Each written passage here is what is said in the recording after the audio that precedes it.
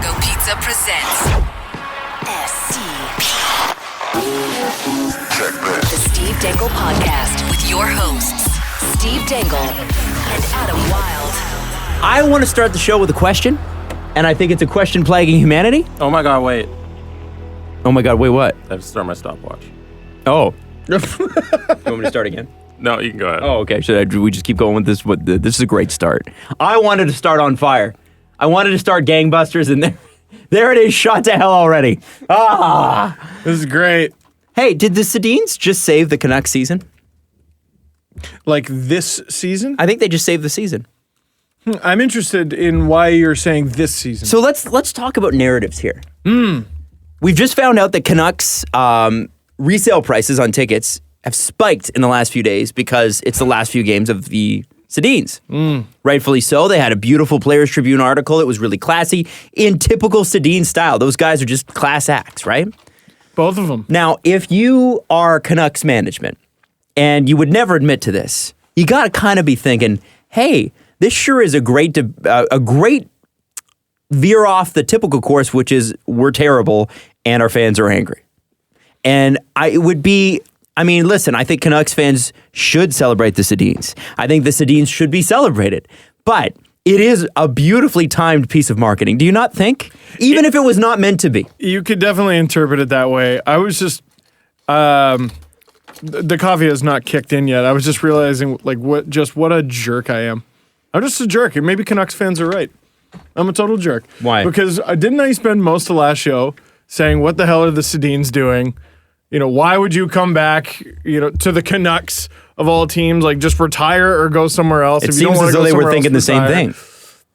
Yeah, but now I'm like, well, if you had made this decision at the beginning of the year, the whole thing would have been your swan song. The whole thing would have been your goodbye like Kobe tour. leaving. Yeah. It would have been, any ticket that season, might be the last time we get to see the Sedins. True. Now they got how many home dates? 2? Something like that? Yeah. So now, those games are going to be hot commodities, I guess. Honey, we got to go to the Canucks-Coyotes game. They're going to be hot commodities, but I don't know. Whatever. It's good for them and their legacy. They're going out this way. They're going out Canucks. You go somewhere else, you might not win, and then you forever have that weird picture of Mike Modano as a Red Wing. Yeah.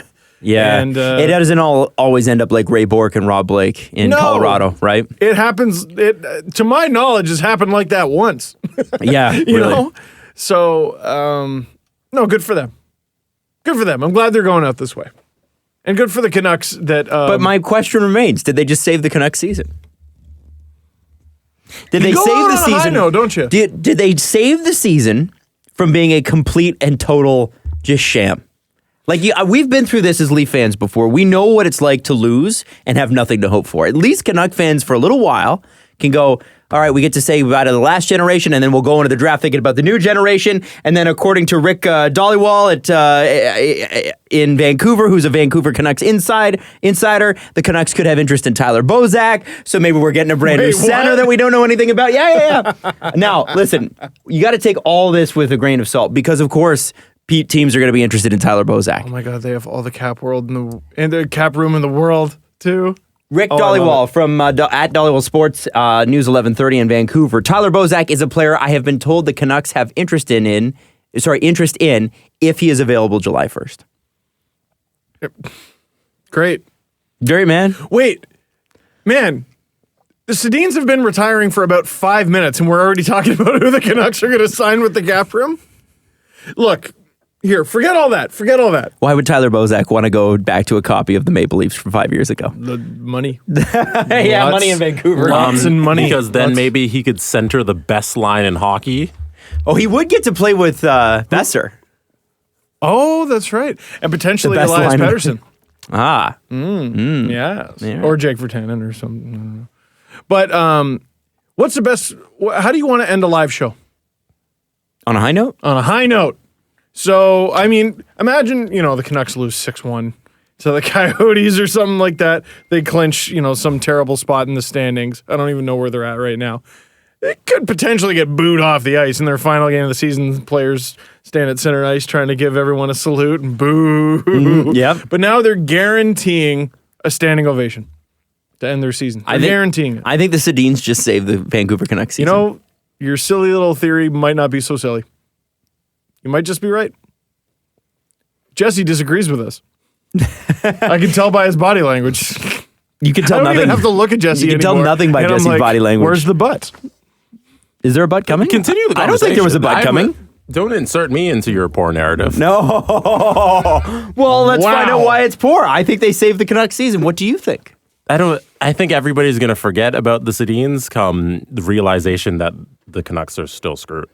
So I don't gonna know if forget it's about saving. When's that realization, though? The second Around they the lose the draft. draft lottery. Yeah, around Well, the draft. maybe not, because here's the thing, man. They came into this season thinking, man, we're going to make the playoffs. And did? the Canucks management. Yeah, fans, like we're talking about fans here. Fans, I don't think any of them thought that. You know? Are you sure about that? Some of them definitely I've been talking to thought some it. friends over in Vancouver, and it seems like they're mad at just about everybody, but the Canucks management. Oh, well, good.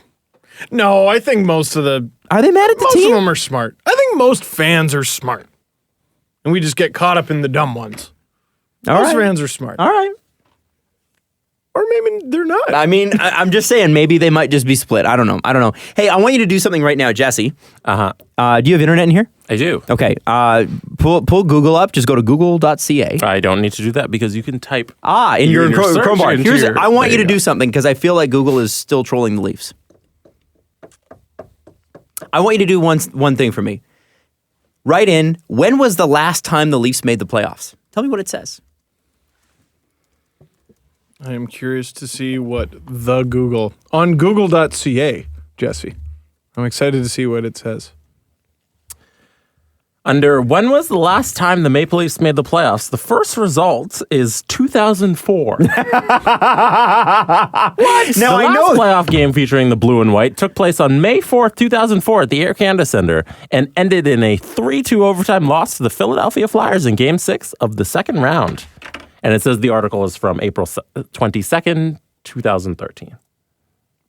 Oh, That was when they were going. Yeah. Why so, is that the first result on Google? So I don't know, but it's something that my boss came in at Kiss 92.5. He was like, "Hey, not a big hockey fan, so can you help me out with something? When was the last time the Leafs made the playoffs?" I was like, "Last year," and he's like, "Yeah, that's what I thought." And he's like, "Before that?" I'm like, 2013. He's like, "It's weird because I Googled it and it said 2004. I don't know how we changed that result." well, and that's definitely what it is then, because he got it, then you got it on a different computer, and then he got it on a different computer. What the hell? Google. I know, right? Slipping. I know. Messing up. Anyway, what did we learn from the Leafs winning against Buffalo last night? You were there. Yeah, they're the better team. Mm-hmm. Like, for sure. No, but it made you confused watching them play the other three games against the Sabres. For whatever reason, the Sabres gave the Leafs fits. But, my God, especially on the power play, oh my God, is the Leafs power play just clicking. And that was their first, that might have been the second power play unit's first dominant performance of the season. Yeah, I think it was the last time Austin Matthews scored a playoff goal was power play goal was November 30th. That's unbelievable. And then what's crazy about that is he has, I think, 2 or 3 all season. And 2 of them came last night. And he's at what now? Was it 2 32 or last night? 33? 32, 33, somewhere in there. So he's got 30 even strength goals. Yeah. Like that's insane. absolutely unbelievable. So if you get both power play units clicking, which there's no reason why they shouldn't, I give the Leafs a chance against absolutely anybody. And Buffalo was just outclassed. Now, It's interesting, though, because last week they looked so mortal against Buffalo. yeah, I don't get it. Maybe it is simply a matter of they tried. I don't know. I don't know what to They weren't tell going to you. let Jack Eichel do that to them again? I really don't know. Because they look so bad, and Buffalo gave them so much grief. But no, the Leafs look like the better team. The only issue is in the playoffs, I don't think teams are going to make the mistakes that Buffalo did. You know, trying to sneak in a late line change against the Leafs' best line, and giving the puck away. And Sam Reinhart, just completely got his clock cleaned by Nylander. And then there's a 3-on-2, and I talked about this in the video. I kind of broke it down. It's a 3-on-2. Hyman's got the puck on the left wing. Nylander's in the middle. Matthews is on the right wing coming in late. The two Buffalo defensemen that are back are Ristolainen and Scandella. And, well, you have to look at the puck carrier. So one of them's looking at Hyman. And then Scandella's just picking his poison between Matthews and Nylander. And it's just so helpless. What do you do? What do you do other than I tell you what I do in video games is I just get down on the ice. Yes, you just kind of flap. Weird how often that doesn't work in real life. Well, because these guys are so good, they can pop a puck over somebody and onto someone else's stick. Yeah, it's just gross. So they look good, but they're not going to get that kind of room in the playoffs. It seemed like, especially if you watch that second Matthews goal in the power play, it was like a tic-tac-toe set play. Puck was on everybody's stick about 1 second. That was bullying. It was crazy. That was not nice. It seemed like they're really focused on details. And I was lucky enough to actually watch the morning skate a little bit too. Saskia and I recorded a Blue Line podcast, and she's like, "Hey, you want to see morning skate?" I was like, "Yeah, I do." It's fun, right? Yeah, and she's like, "This is like old hat for me. I don't really care." But I'm like, "I am so excited right now. This is the coolest." And a little later on in the lobby, Mike Babcock walked by and said, "Excuse me," and I said, "Oh, I'm sorry," and he said, "No problem." You had an interaction with Mike Babcock. That's a back and forth. He was going for a run. So, because he goes for his run. He always goes for his run, and he barrels through everybody, all the media. Yeah. Yeah, it's bizarre. Well, he was coming up the stairs at gate 2 and like going into the thing. He wasn't barreling through anybody on this particular gate. Barreling through you. Mike Babcock pushed me. He said, "Move!" Down the stairs. No, that didn't happen. Just so no one could take that out of context. Really focused on details. It seemed like the details, and really with the Leafs, that's been sort of the problem this year. Details. You know, they do some really amazing things, and then little details happen. Like the little details that they don't get right cost them. And it seemed like last night the details were really in focus, and those are the things that, I mean, that's the only reason that you can really keep a team focused in these last few games is kind of clearing up in their heads what exactly their weaknesses are and what they can make better, and try and focus them on those details. So I think, like, for example, people talk about, you know, Ovechkin over the years, and, well, how does he keep scoring from that exact same spot? Everyone knows it's coming. Well, there's maybe 2 or 3 things that each power play unit does all the time, and teams prepare for it. But then they maybe practice a couple, you know, set plays that they came up with, you know, just for in case of a rainy day. Yeah. They have rainy day set plays that they come out with every now and then. And maybe that distracts, and all of a sudden Ovechkin's open again, he fires a blast. That Matthews to Gardner to Nylander to Matthews little thing, I thought that was a rainy day play. They don't bust that out all the time. No. But they're like, well, let's see if it works. And did it work? It did work. It did work. I don't remember who it was that tweeted it, but they were talking about coaches teaching kids repetition drills.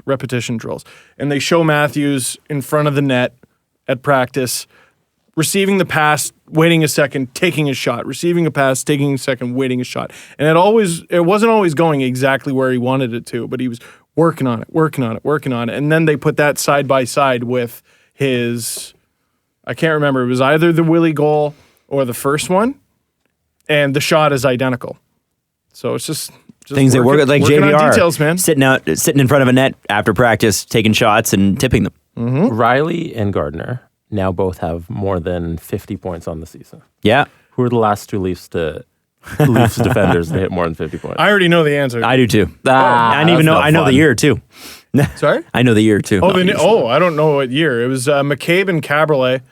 I want to say in 05, 06 because they started real hot. Close. 06, 07. Are Riley and Gardner better than McCabe and Cabriolet? Yes. Were ever. Yes. As Leafs? Well, one of them receives praise defensively on occasion, and that's Riley. Whereas I don't remember McCabe or Cabriolet getting any of that. No. And not in 06, 07. And Brian the McCabe. The year before when McCabe made the Torino team, sure. Brian McCabe doesn't deserve the heat he gets, I think, in Toronto. Like, they had nothing behind him. And he had a season where he had, 25 goals or something on the power play? It was, like, insane. And it's funny, a lot of people were like, sell high on McCabe, and they signed him to one of the Muskoka 5 contracts. But what are you going to do? You're going to sell a Norris candidate in the middle of a Norris candidate season? Shut up. Exactly. They were never going to do that. And they finished a point out of the playoffs. Like, it was, you didn't, that team, I was looking at the record, and that team won, I think it was 41 or 42 games. There's no way. They won 9 out of the final 11 games. Wow, so they were pretty bad going in. JSO Ban, I think it was like their third goalie. He goes 9-1-1 down the stretch. That's insane. That was just insane. unbelievable, and they missed by one stupid point. Can I, one interesting thing that we saw, or I saw in Morning Skate, and the reporters were definitely talking about there, was the fact that Andreas Johnsson was in the lineup, and Komarov and Kapanen were not, as Matt Martin as well. Still. Yeah. Oh, so wait, Martin was still in the lineup today?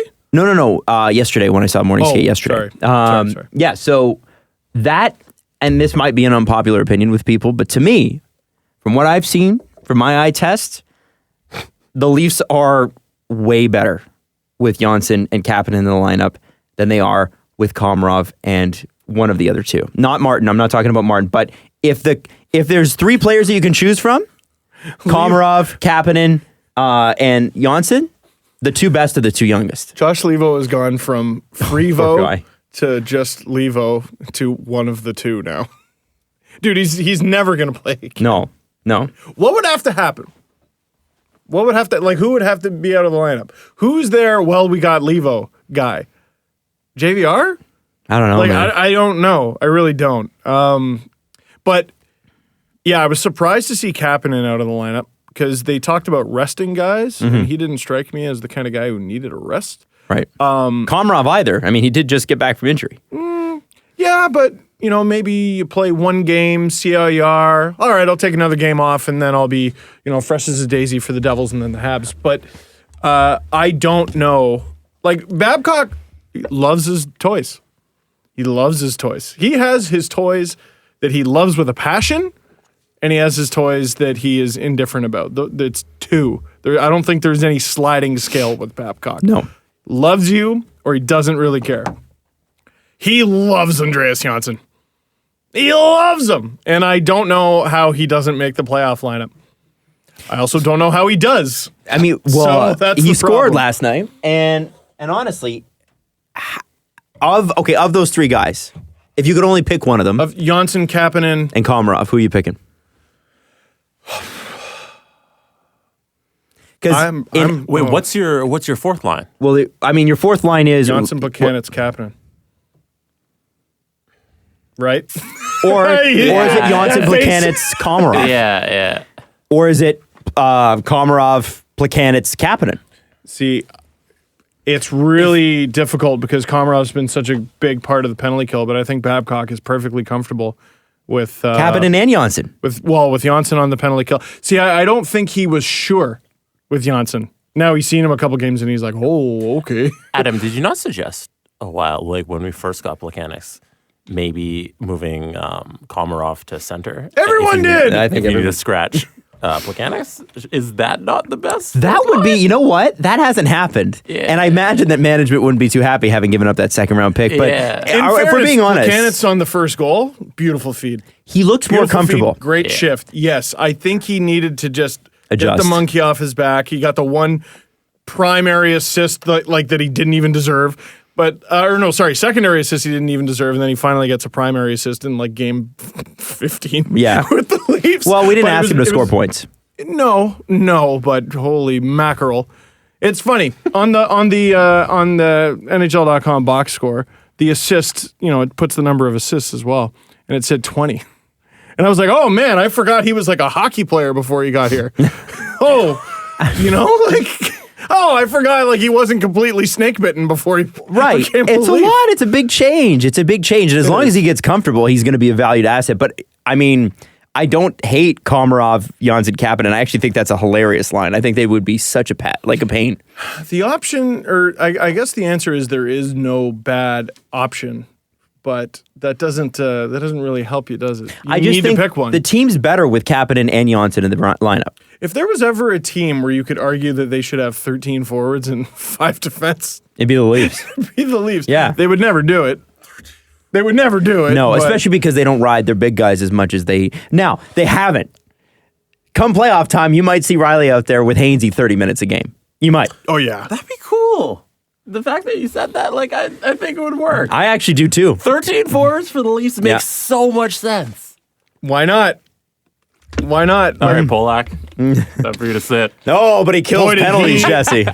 Boy, Spring He also Polak causes them. he took a break last night.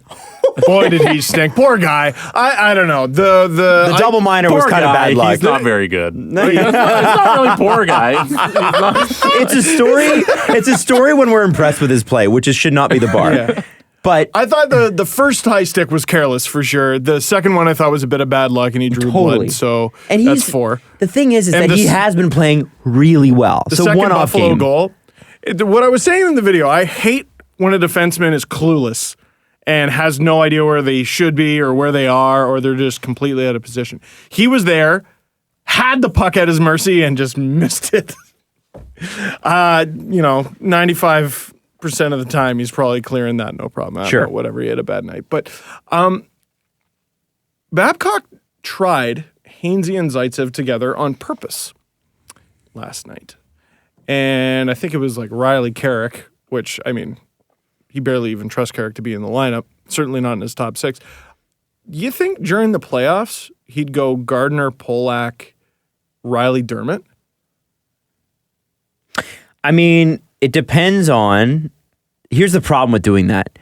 Dermott's just got into the lineup, right? That's a big responsibility. And then you're going to ask him. I'm assuming you're asking Riley to maximize Riley's strength. You're asking him to play on his strong side, which is what he's been doing all season, which is why they got Ron Hainsey. So you have Dermott on the right? So you have Dermott on the right side? I don't know.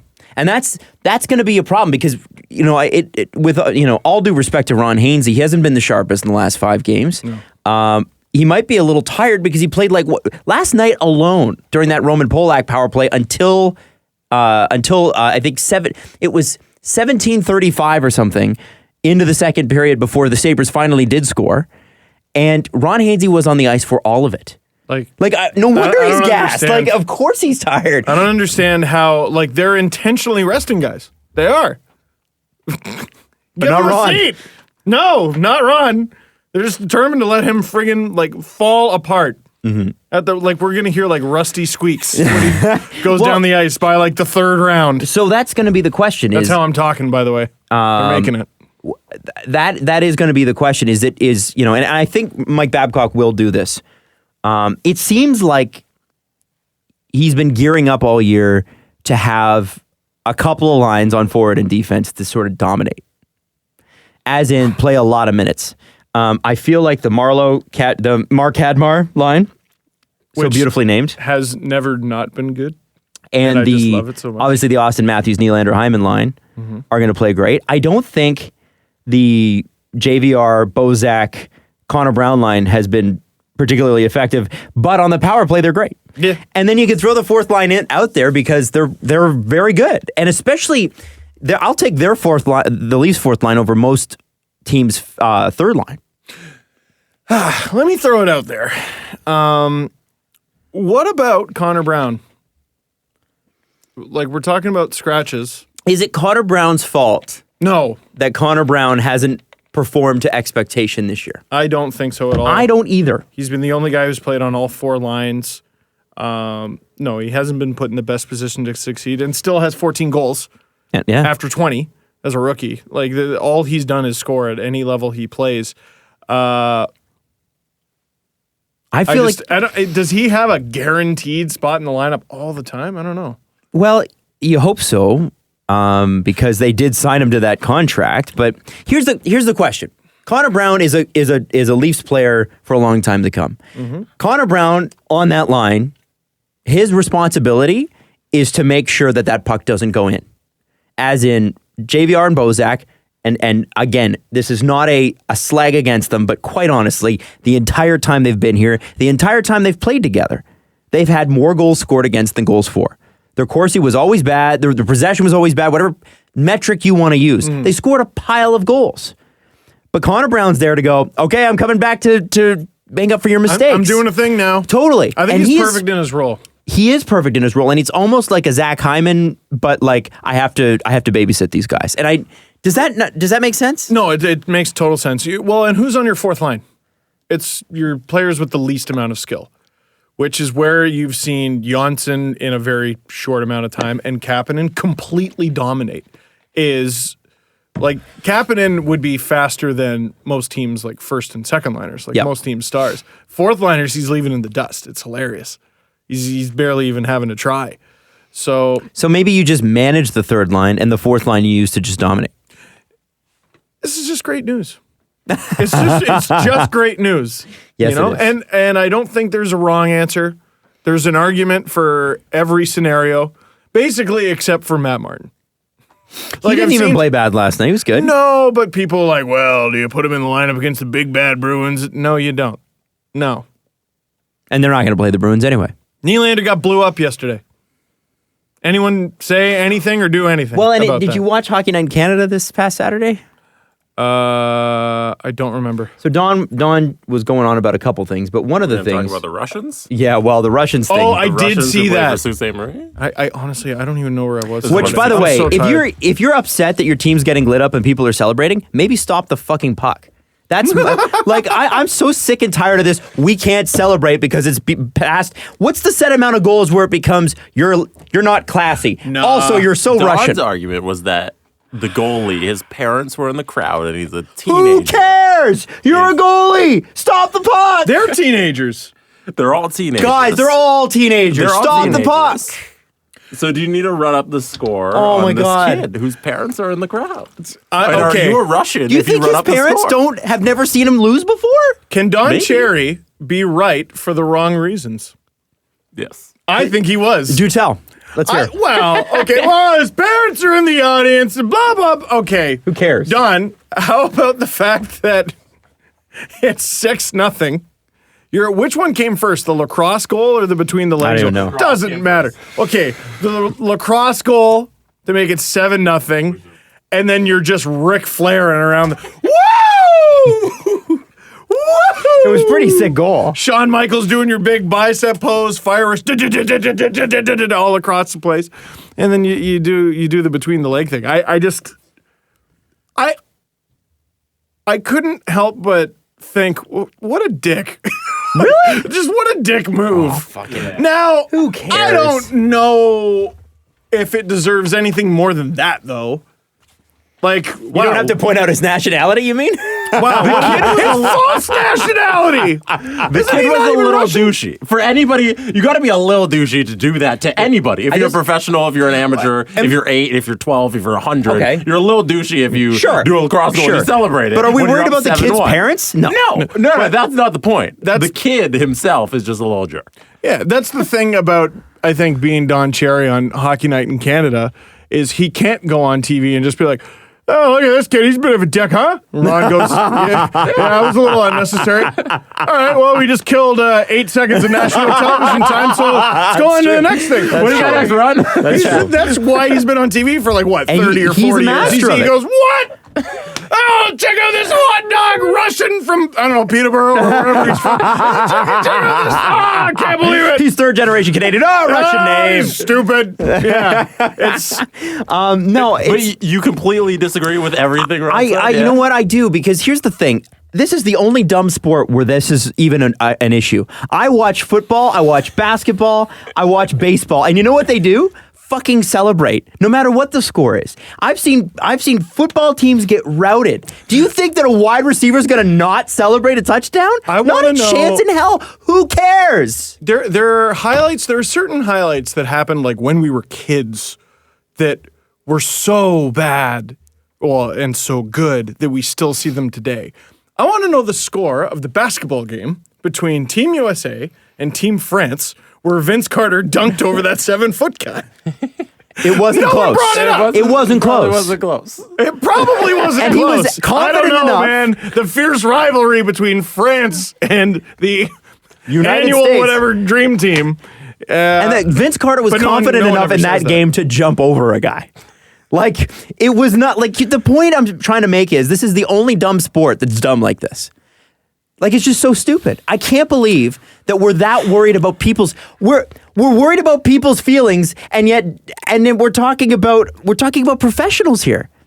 You welcome to being a professional. You lose sometimes. They're not professionals. They're amateurs. I mean, okay, fair, but they do They're get kids. paid. No, those kids aren't getting paid. OHL kids it's like do. a per diem. Yeah, it's like the OHL. And they should get paid, by the way. They're in high school. They absolutely should get they paid. get an education and they get a per diem, but like they're not paid. It's amateur. Yeah. It's amateur. Although can't go to university if you play it, but it's amateur. You can't go to university if you're in the You OHL? can't play university hockey. If you play one game in the Canadian Hockey League, you're not allowed to play NCAA. Yeah. You can go to school. Like, Oh yeah, you can go to. Sorry, no education for you. I was you like, just what? can't play the sport. at That's the terrible. school. Why? It's a rule. It's dumb. It's dumb. God. That's why if you want to play NCAA, you go the junior A route because that's fine for some reason. I don't really know how. You know what, man? I'm a big believer in. I've lost many things. I've lost many things in spectacular fashion. Hockey games. I've lost out on jobs. I've lost ratings battles. I've had people gloat, and you know what? It sucks. But guess what? The sun rises the next day. You get up and you use it as motivation.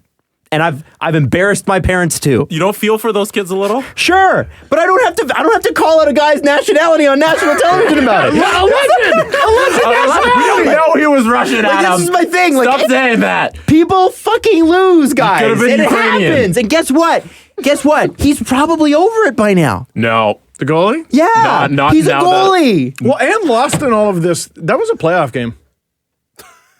That was a playoff Yeah, how game. come they got run out of the building so badly? Did Because all but 4 teams make it in the you know in the OHL. the Edmonton Oilers should have felt bad in Game 6 last year when they routed the Ducks 7-2. The Ducks sure didn't recover from that. Not the Ducks, the Sharks. that's a little The Sharks different. sure didn't recover from that the next game and No, win it was the Ducks. No, it's the Sharks round 2, wasn't Or it? I guess no, the Oilers had 2 big Game 6s, if I remember that's right. correct. That's a little different because they are professionals and these are kids. And kids shouldn't have to watch So- other kids' hot dogs. Right, but kids, you know what we know about kids? They don't have the same self-control as adults do. So maybe we let them off the hook on that one. Oh, that's a But good point. the whole thing about Coach's Corner over the years is he's been trying to tell kids, hey, here's how you act. Right. And I believe somewhere in that rant he talked about wearing suits for some reason. did. And I remember just being like, where did that? Here, I gotta read you a tweet. I think someone from Sault Ste. Marie should respond to Don Cherry. He is not safe if it is me. What? Oh, yeah. What? I think someone from Did someone just physically threaten an 84-year-old man? He's not safe? I think someone from Sault Ste. Marie should respond to Don Cherry. He is not safe if it is me. Who the hell said that? 8 retweets, 80 likes. Nice and Somebody round. physically. That is not an actual reporter who said that. No, that is from someone with the handle Grandma Doobie. Marietta Dubas. No way. I think it's Grandma Dubas. Now, do we know it's actually her? Oh. I'm pretty sure. I mean, there you go. Check it out. Dude, that's got to be a fake account. There's Well, no 'cause way. Kyle Dubas used to be the GM of the Sioux I know, Greyhounds. but there's no way that that's real. There's no Adam, way. her profile picture is of her and Mike Babcock. You can pull that off Google. Anyone could just be like, I'm Selena Gomez and put a Selena Gomez picture. I think this is Mrs. There's Grandma no Dubas. way that's a real Thread account. physically Come That's a on. legendary picture, by the way. It is a legendary picture. Yo, you have to be a next level person to get a selfie with Mike Babcock. I think you need to be a next level person to get a. To physically threaten Don Cherry. Well, that's Well, if it was Kyle Dubas' actual grandmother, then it's kind of funny. no, it's, But if it's anybody younger than that, that's not cool, man. Like, are you serious? I'm gonna go with it's cool regardless. Oh, yeah? Well, what's he doing hot dogging on TV? See, that sounds like Rob Rossi. It's like What? from last year's playoffs for the Pens. Hey, you know what, Don? I actually kind of like you.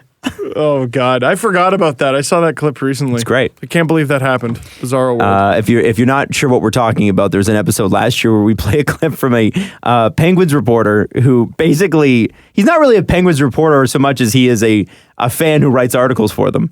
But Bootleg Paul Heyman. yeah, but he just basically didn't he threaten Barry Trotz and like Oh, I don't even it was remember. like it was the craziest thing I've ever seen. I've pushed the rant from my mind, and I was just trying to think of the outlet. I don't remember. I don't remember either. Don't even remember. Don't It's care. so funny. Yeah. Anyway, I feel like the other Don Cherry thing we were going to talk about. I believe what was the other major issue, and that's where I wanted to go. I didn't want to go to the Russian thing. Didn't someone transcribe it? The Don Cherry thing Yeah. and send it to us. Yeah. Oh, they did, and I can't remember. Hold on. I'll see if I can pull it up in my email. In the meantime, because I know I did send it. Yo, send it. There was something else Full that Don Cherry said during Hockey Night in Canada that I really wanted to talk about, and now I can't remember what it was. Oh, that makes me mad. Oh, no. What are we ever going to do but talk about other things? Oh, my God. I guess we'll have to move on. We'll have to move on. I have to move out too.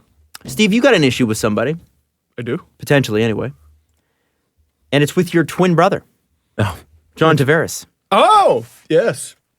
And you said, remind me that I have a bone to pick with Mr. Tavares. Now, Steve, he is not signed with the Leafs yet, so you can't tell him what to do until he does that. And then, Right. of which case, then he has to go, Mr. Steve Dangle, what should I do? Mr. Steve. Hey, it's John. Is that how he talks? Yeah.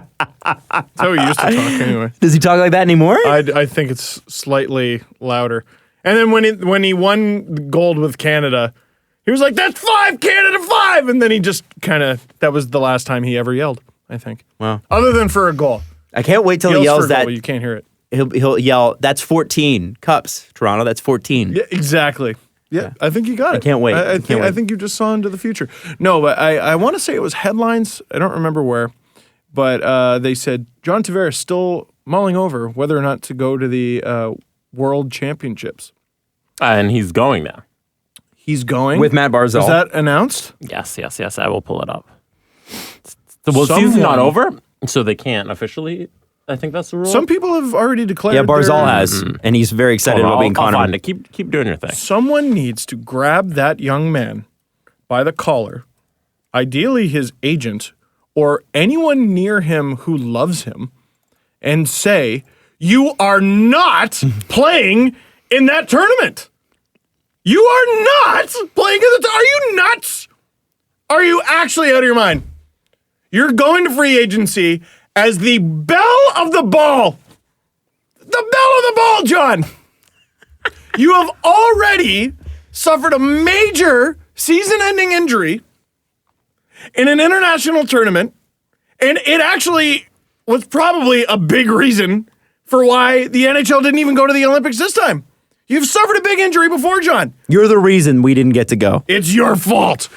Even without that, forget the whole reason thing. You suffered a giant injury. You're going into the biggest payday of your life, and you're going to go to this tournament and potentially what? You don't know. It's a mixed bag. You have no idea. Some ref, some not NHL quality ref. The officiating in this tournament is consistently shocking. It's consistently really, So really it's, bad. it's not the Spangler, right? It's the World Championship? No, it's the World Championship, Okay. which is like the Spangler with better players. Right. So this is the quote from John Tavares, JT as I like to call him. I don't have a contract for next year, so I've got to determine what is the right thing to do. I've always enjoyed playing for my country. It's disappointing not being in the playoffs, but sometimes this gives you a chance, if circumstances are right, to continue your season and finish on a good note. There are two sides of it.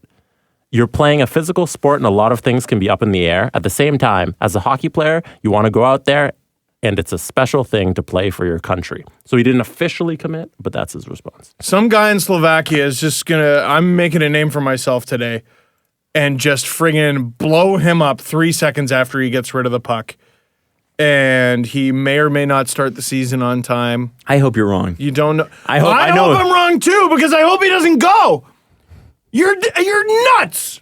You're crazy. Does it change your mind that McDavid's going? He's got his money. If the Oilers don't want him to go, that's their thing. If you lose even $1 because of this tournament, it's not worth it. Yeah. Dude, if he breaks a finger, it's a bad idea. Who was it that got injured at the Olympics and missed the rest of the year? Tavares. Was it Tavares? Yeah. Yeah. In Sochi, right? Yeah. Okay, I'm thinking of Tavares. It was Tavares. All right, but it's a risk you take. Would you It's a give dumb risk. It's not. It's not. I'm with you, Steve. I don't think it's a risk you take. I think you shut it down. I think you get on the extra bike. You take your dogs for a walk. You call it a day. Yeah. Rest up. Watch Rest the up. playoffs. You just played against the NHL's top competition all season long. Yeah. What do you got to prove? You're John Tavares. Another thing about this, Jesse, And it's amazing. Jesse specifically. Tell me, no one else is listening. There's just actually me. 2 reasons why John Tavares in particular is out of his mind for doing this. So again, giant payday, whatever. He's already been hurt at the Olympics. He was out for the season. But I remember being in Oshawa. I want to say The great city of Oshawa. the great city. You say it with your chest, Jesse. Home of No, I don't think I can say what it's. Never mind. Teddy's Restaurant. Is the place opening? That's going to be opening. Is it? No. Okay. You cannot say that. Okay, that's what I was about to say. Teddy's Restaurant. Teddy's, yes. So, John Tavares, in 2009, I want to say December 2009. No. 2008. Top prospects game in Oshawa. He's going first overall. There's the talk of, him or Victor Hedman, whatever. Regardless, he's going to be the top Canadian Hockey League prospect. Victor Hedman's not playing in this game. Now, if I remember correctly, he was considering, or his agent was considering for him, I'm not sure, not playing in this game. Mm-hmm. I had an interview lined up with John Tavares for after the game. I didn't get that interview. You know why? At some point, back half of the game, might have been late in the second or early in the third, Zach Kassian goes into the corner with him, takes him the hell out, and wrecks his shoulder. In a game he didn't need to be playing in.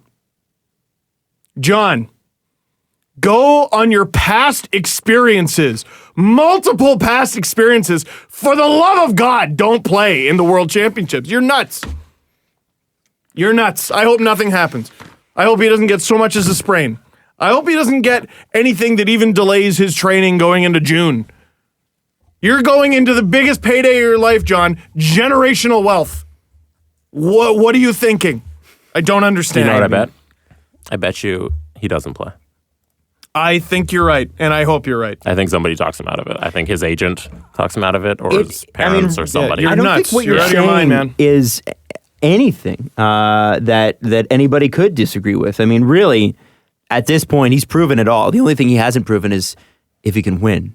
Guys. Wow. Because remember, Ovechkin, not good because he hasn't won yet. But John Tavares somehow is. You know what I think seduces kidding, these by guys? the way, on both. You know what I think seduces these guys? What? Is there's now guys, and it's a really hard thing to do because so many things need to happen.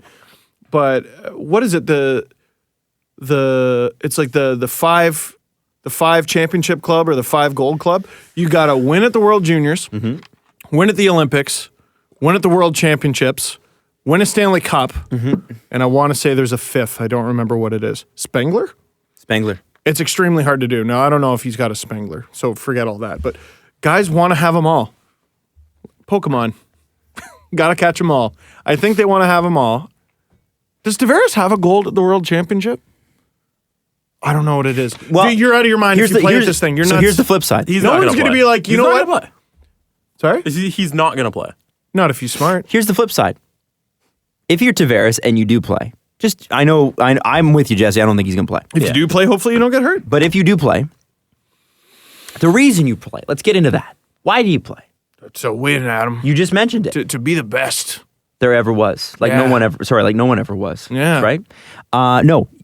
For your country. You do it, you do it because you want a 5 championship club or whatever it is, the 5 gold club. Yeah. Even though one of them is silver because the Stanley Cup is not gold. It's the Stanley Cup is whatever you want it to be. That's when right. You win. You're right. Yeah. So, if you're John Tavares and you're thinking, well, my next contract's going to be with a playoff team next year, I won't get a chance like this again. At least not for a while. Oh, no. All I am suggesting is that him playing might provide you some scope into what he's thinking about his next contract. I would love to I'm just know. saying, I may be reading into it too much. Do any Stanley Cup champions look back on their career and go, God, I really wish I won gold at the World Hockey Championship. I really wanted to be HC Davos and win the Spengler. Oh, and I think he's got a World Cup. Because wasn't he on the Canadian World Cup Yes, team? he was. JT's got the World Cup, that funny made-up tournament that happened in 2016. He's got a Spangler Cup from 2012. Hey. He's got 2 World Junior Championships. Yep. And he's got an Olympic Games gold medal. There you go. So he's 2 shy of the 6, apparently. Stanley Cup and the World Championship. Who are some guys who have it? It's very rare. It's like Bergeron, like I think Pronger. Doesn't Iginla have... No. Niedermeyer? No, Iginla never had the cup. I'm thinking of Sakic. It's rare. Yeah. It's really rare. But I mean, the hardest one to... Maybe focus on the hard one. Focus on the hard one. And you'll be with a better team. You'll be with the team of your choice. What if he blows out his knee? Maybe a couple teams who he would have actually liked to play for go, nah. Dude, he's gonna get $80 million probably, maybe north of that. Why are you Where's the tournament? Doesn't matter. Could be next to his house. They custom built a rink next to his house. Here, John, no commute. We'll even build you a tunnel that goes straight from your bedroom. Don't play in it. You're nuts. Steve, it's in Copenhagen and Denmark. Well, I mean, and Herning. Copenhagen and Herning in Denmark. You know what helps you fly places and travel all over the world to see all these nice places, John? $80 million! You nut! I would take 2 weeks single. Or $70 million. What if he could be a healthy scratch? Just be on the team? Yeah. Go for one shift, just enough to Take, qualify? like, one little, this is one little lap around. know? Yeah, Maybe they'll let him do that. maybe. Well, if they work out an agreement to do that, then John, you go. You go and you win. Hey, question for you. I got an Islanders fan question through my Instagram today, and I think Islander fans are genuinely concerned, as they should be. Yeah. What do you think the odds are? And these are just guesses. None of us have really any insight into the actual situation, unless you do, and I haven't heard about it. But tell me what you think the odds are, and we'll all just give our odds of the Islanders re-signing him versus him signing somewhere else. Oh, well, let me put your mind at ease, Adam. I don't have any inside information on that. But I think it all depends. You know, it's funny. Like, I've been seeing, I think it's like, I want to say like moneypuck.com, and they show like all the playoff odds and the fluctuating, and your odds to win the game. And then, you score 2 goals in the final 30 It's so seconds, and stupid. shoot. Yeah. So it is what it is until it changes.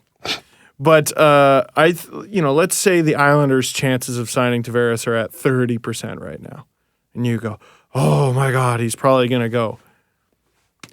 The winner of the 2nd overall pick, the Islanders. The winner of the 1st overall pick, also the Islanders. Boop, boop, boop, boop, boop. All of a sudden it's like 80, 90%, something like that. So that to So me you think is it'll be the biggest draft? factor. Do you think for though, your own sanity, put it out of your mind until after the draft lottery, because do you think you could still look at it and go, wait a second though, that's still 3 or 4 years away? I mean, Darlene could jump in right away for sure. Sure. But are the Islanders going to win a cup in the next 3 years? They might. Well, I keep saying I don't think they're terribly far away. It's a close league, and they had really bad goaltending.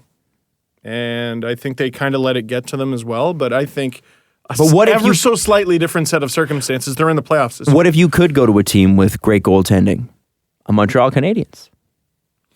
These players, though, and I think we saw with Stamkos, they want to be part of the thing they helped build. Mm-hmm. But what did they build? I What do they build? think just hockey players have that mentality of, hey, I'm going to be a hockey player, and I'm going to do the right thing, and I'm going to stay here, and I'm going to re-sign with my team, and I'm going to play here my whole career. But he could write a Players Tribune article about why he's leaving and then come back home like LeBron. See? Go win your championships. That's a different sport. That sport's called basketball. Yeah. And in basketball, players just do whatever they want. Which By the way- I would argue is the smarter move. I'm Yes. just saying. I would love to send this statement, the following statement, back in a time capsule to everyone who is yelling at him. LeBron James was absolutely right. He left, won championships, came back, won a championship. You're wrong. He's right. He wins. That's it.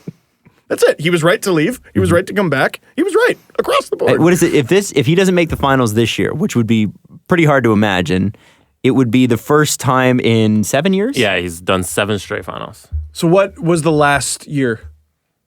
What was the 7 straight It was his finals? last year in Cleveland I when guess it'd be Shaq was on the 2011? team. I think Shaq was on the team back then. It would have been 2011, 2012. Yeah. 2011-12 or 2010-11? Might be 10-11. Because as usual, I gotta loop it back to hockey. Okay, well, please do. I will as soon as we get the answer. Oh, you need this confirmed. I do need it confirmed. All right.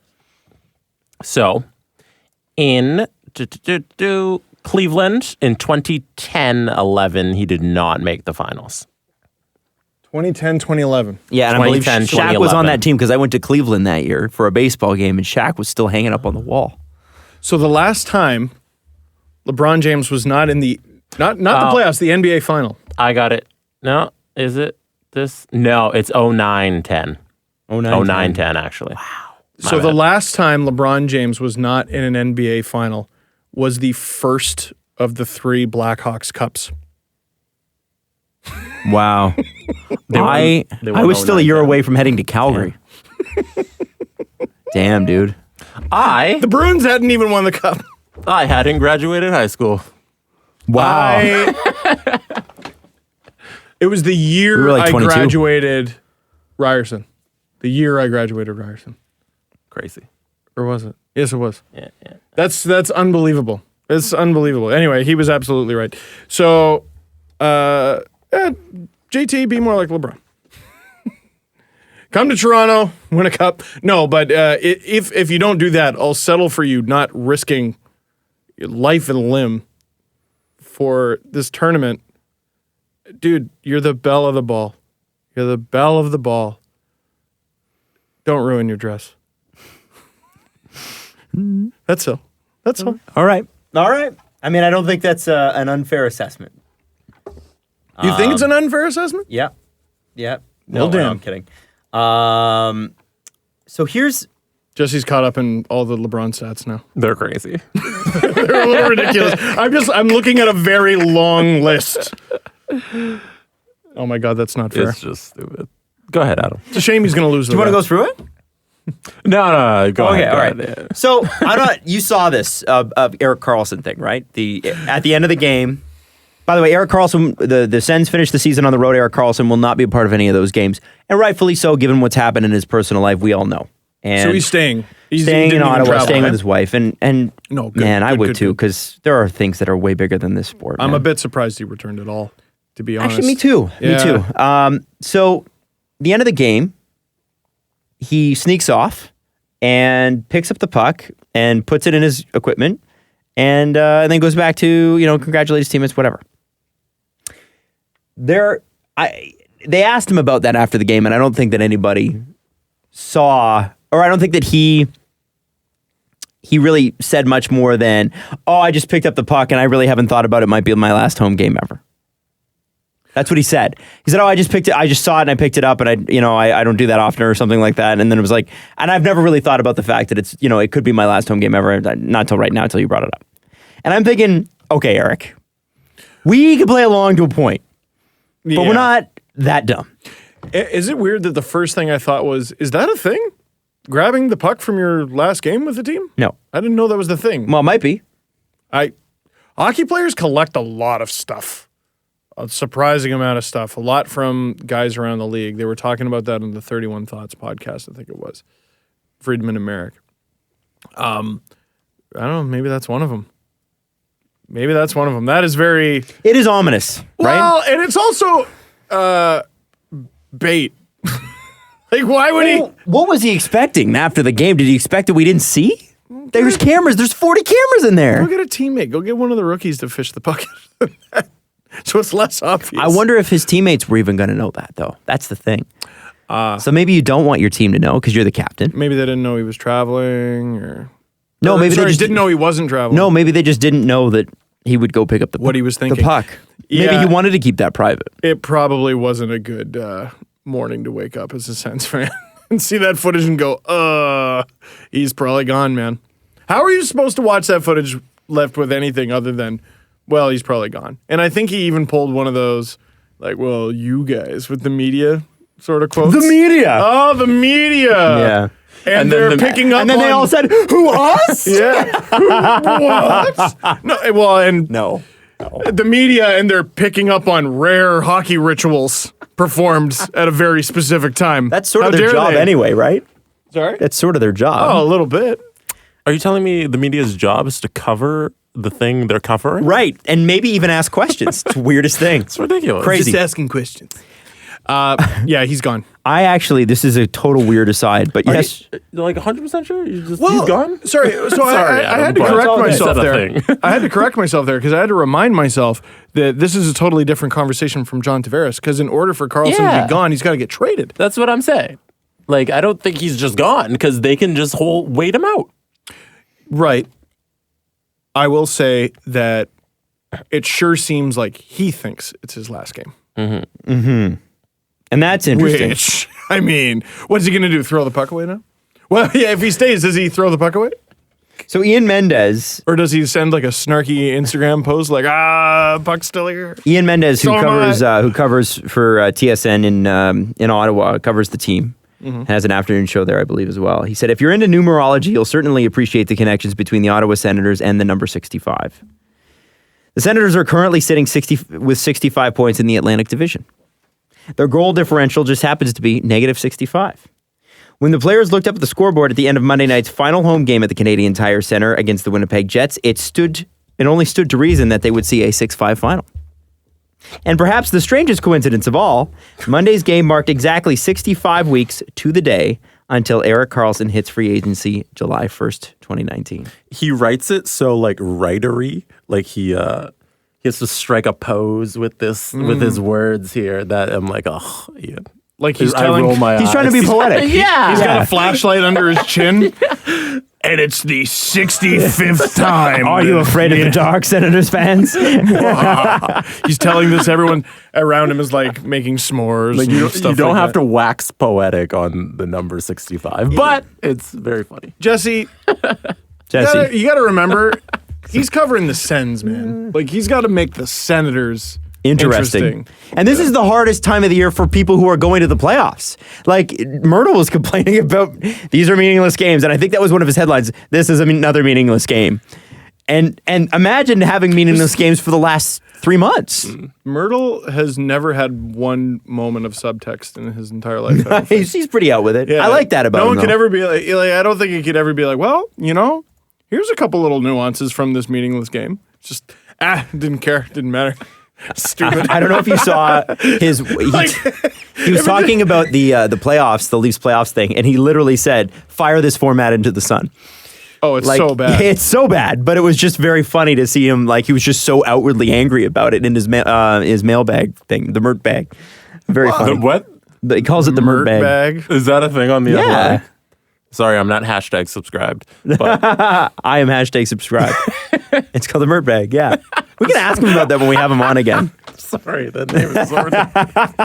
I appreciated that, but again, you know where I'm coming from on Is that. it intentionally a play on dirtbag? I don't know. I never even thought of it that way. I just thought it was mailbag, Myrtle. No, I did on account of his one letter away. I'm not great at math, but I can spell. That's interesting. I didn't even think about that. I don't know why I never went there with my I'm brain. just going to start tweeting him. I Hey, man. just thought, why did I? Wow. Hey, first time, long time. Hey, got a question for the dirtbag there. Hey, either Jim, first time, long time. Listen. Speaking of which, we should mention this. Couple things. First off, we're going to be hanging out with you. Oh, there it is. Puck Talks Live, Saturday at the Rec Room. Great news. If you don't have tickets yet, they released another 50 to the public today. They did? They've been holding them back. There are new tickets available. Go to, what's the website? It's Homestandsports.com. homestand.ca. Homestand. They have a shorter one. Homestand.ca. It is free. It's a free event. I'm at homestand.ca. Uh-huh. And then I hit buy tickets or events. I think events and then Puck Talks. Oh, first one up there, Steve Dangle live. Click. Don't find out more. Just to be clear, the whole damn thing is free. You pay for food and drink. That is it. If anyone asks you for money for anything, they're wrong. I want 4 tickets. Yeah. There are tickets. There are tickets. If you're Don't listening to reserve this- those. We have our own. I'm gonna. What's my name? Don't, man. There are only 46 Tavares. tickets left now. John. I think John Tavares is johntavares@gmail.com. Yo, he's probably Tavares John. Or 91. Tavares _John 91. 91. For sure his number, yeah. But he'd probably be like, oh, no, last name first. They'll never know. It's so true. It's still the account he's had from like since junior hockey. Yes. Yes. Jenny's 69. Yeah. Jenny's hero. The Schwiggity. ShwahGod 69. That would be amazing. Also, Can that be the title of this episode? ShwahGod 69. yeah, absolutely. That's you, man. I'm surprised you're not ShwahGod 69. Yeah, we're gonna have You should get a T-shirt. next Puck Talks Live will be at the Tartan Tavern, and it'll just be us, and we won't bring any equipment, and it'll actually be karaoke night. And by the way, that night we're actually going to have a giveaway from our friends at Imports Dragon. They do all. Steve, you did a thing with them a little bit earlier this year where you showed off some of your figures in the LFR video. But basically, they're the ones that make all the hockey figurines that you see in the back of Steve's wall, right? Basically, all the new ones. All the new ones. All the new ones. So they got, oh my God. Well, I'm going to All go of through them. what they have. Yeah. So they've got a 12-inch Matthews, 6-inch JVR, 6-inch Willie, They got a a what? 6-inch Willie. Oh, great. All available at Walmart.com. You can get Crosby McKinnon, Line Bufflin.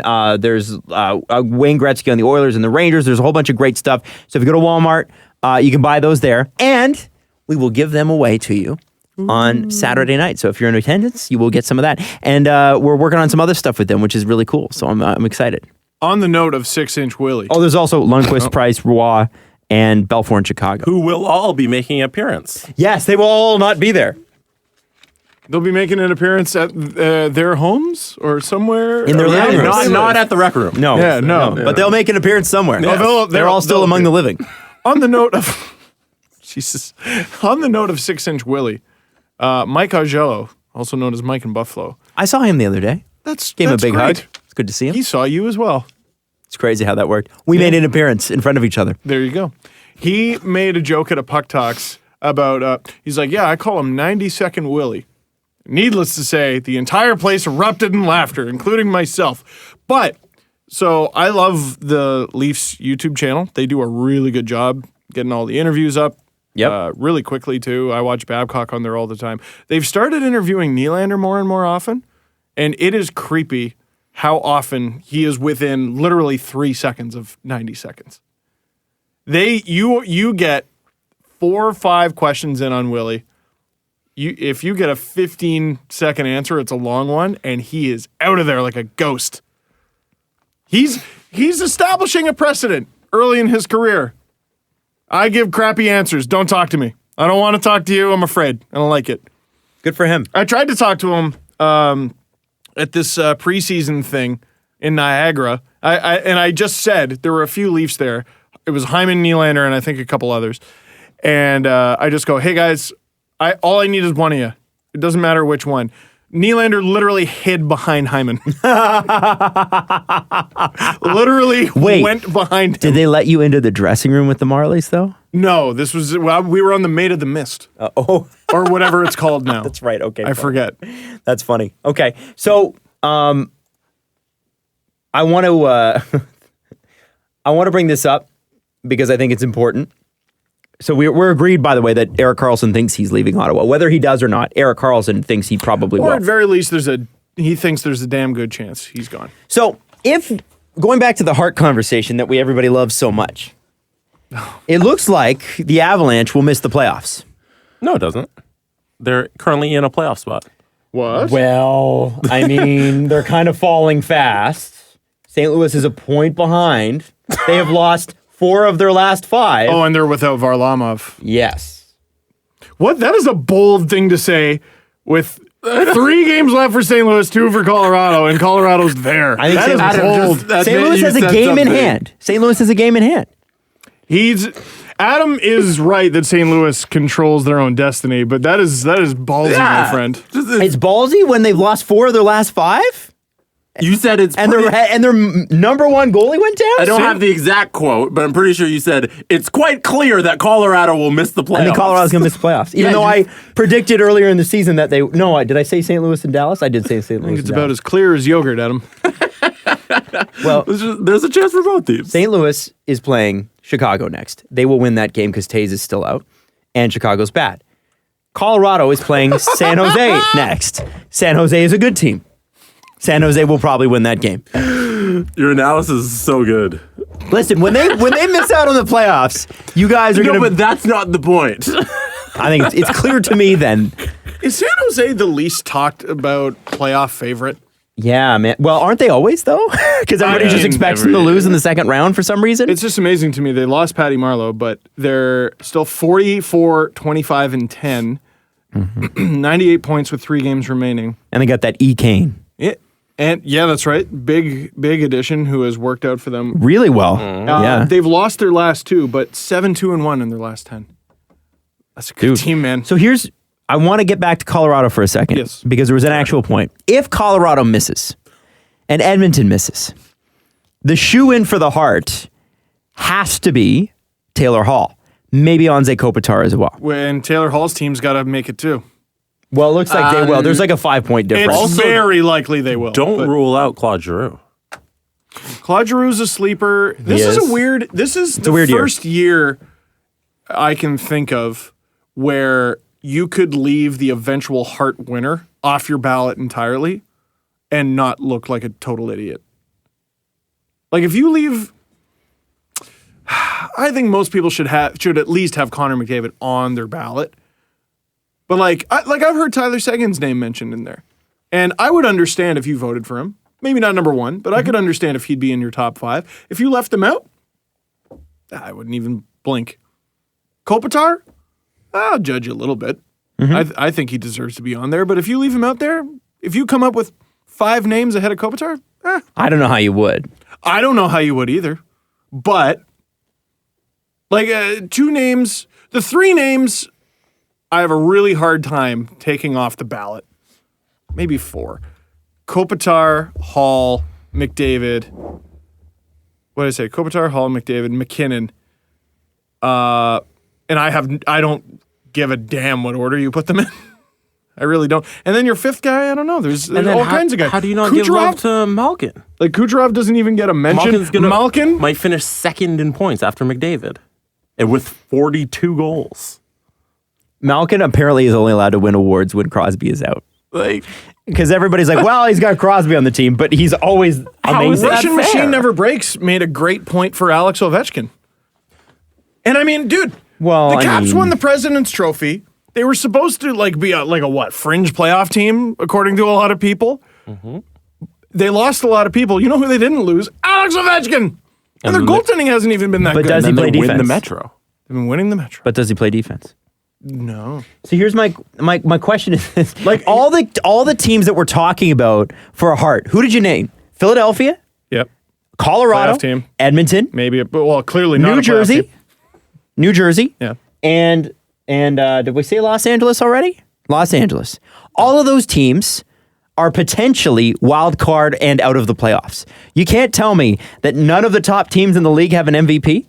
LA right now is currently sitting 3rd in their division, but Anaheim wins one game. We just mentioned Malkin and Ovechkin. Oh, that's what I'm saying. And Kucherov. But I gave my list of shoe-ins, and then you're like, but what about? You guys mentioned that, but I'm talking about the actual general discourse, which tends to not be to those guys. Can you go to the Caps top scorers? I just want to see him. I think Kucherov is a sleeper as well for some reason. Why would he be a sleeper? He shouldn't be a sleeper, but that guy is insane. And without he and Stamkos burning it up at the beginning of the season, where are the Tampa Bay Lightning? And the first year that there is voter transparency, how fun. So, okay, Ovechkin's lead on his teammates isn't nearly as big as I thought it was. 84 points. Kuznetsov is 79. Look at those assists. What a sneaky, incredible season. Yeah, this is unbelievable. So Ovechkin's 46 goals. I can't wait to watch him score 4 over the next 2. 46 goals, 38 assists. Kuznetsov, 25 goals, 54 assists. And then Backstrom, who I assume has also played with Ovechkin, 20 goals, 48 assists. John Carlson, 15 goals, 51 assists. So Ovechkin, That's so way more dumb. goals than Fair to assists. say that and then, there's Fair to say the that any other end team of that has John Carlson is not going to expect the same production from him last year. Or, like, if he doesn't sign, next season, if he doesn't sign in Washington, which apparently he wants to, he just has to take a discount to do so.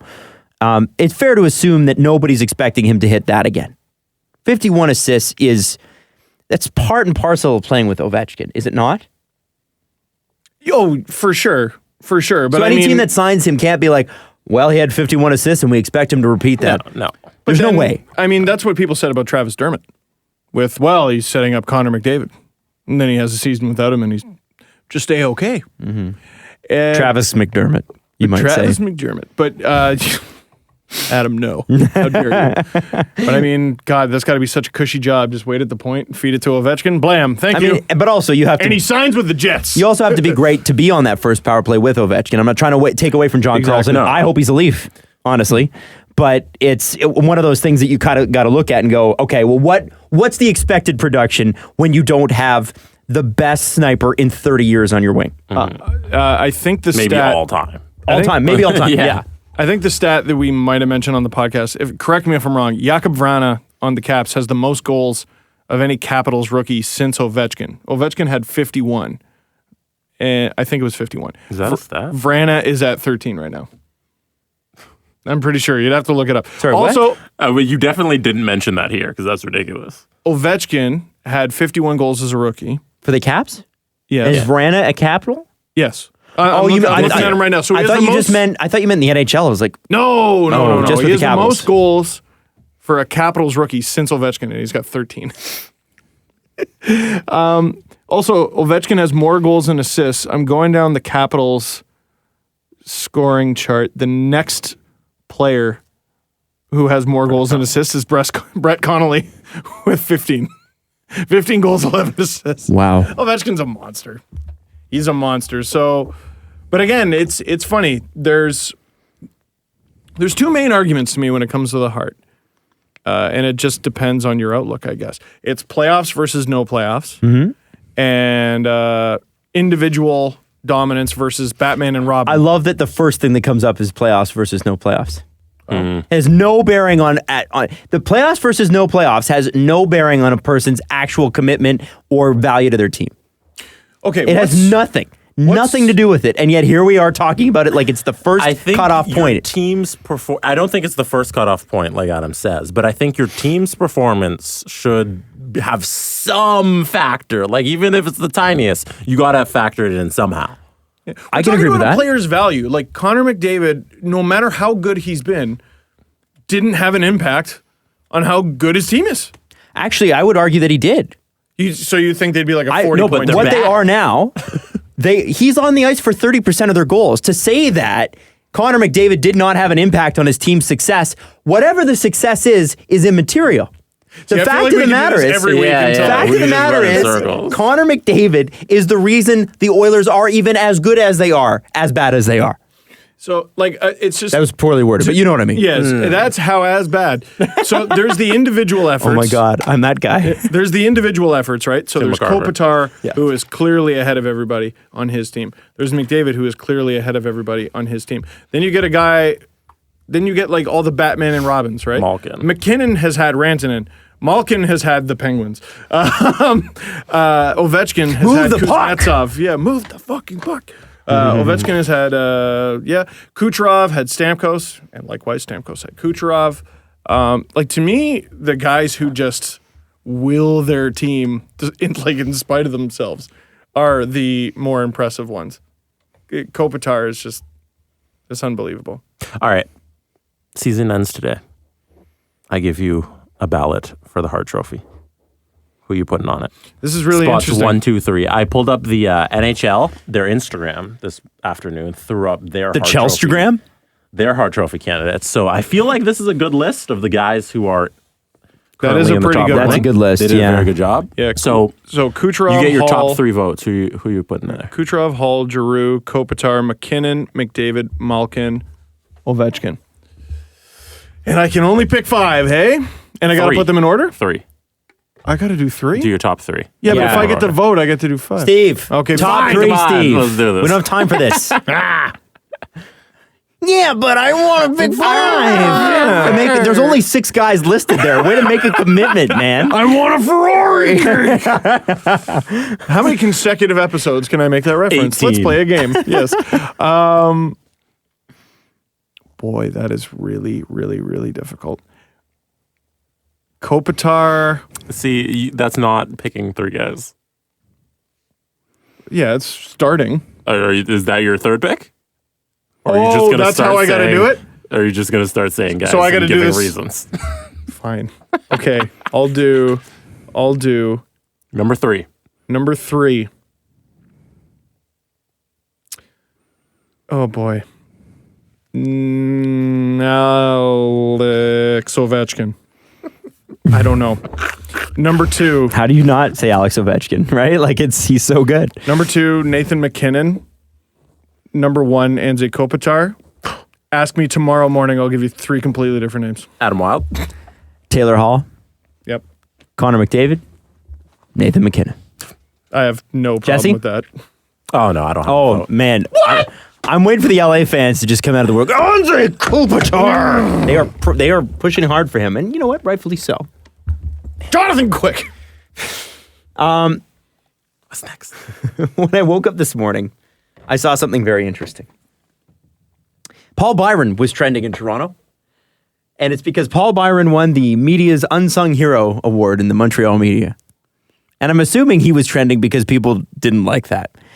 And I wondered if you got team awards, I think that's cool, because Gallagher won the Molson Cup, and this is Byron's second year as the unsung hero for the Montreal Canadiens or whatever. Certain awards, I feel like certain years you don't want to have.